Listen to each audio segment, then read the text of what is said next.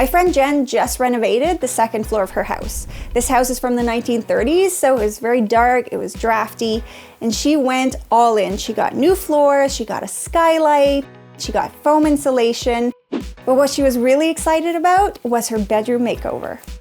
This isn't a big room, it's only 10 by 13, so we didn't reinvent the wheel here. We already had a great closet, the bed, which she already had and loved, we worked with that. All we had to bring in was a few accessories and brighten up the space to make it feel really fresh.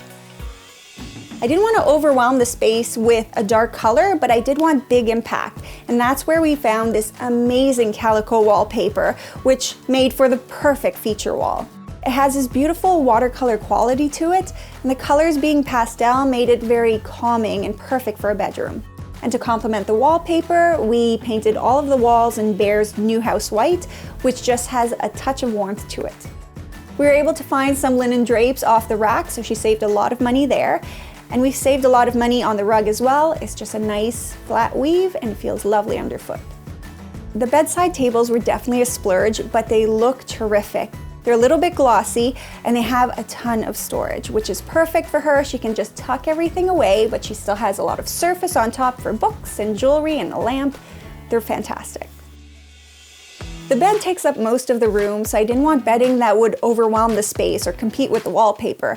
So we went with Brooklinen's plain white for the duvet and a delicate gray stripe for the sheets, and the mix is that perfect base layer to pile on a few luxury pillows.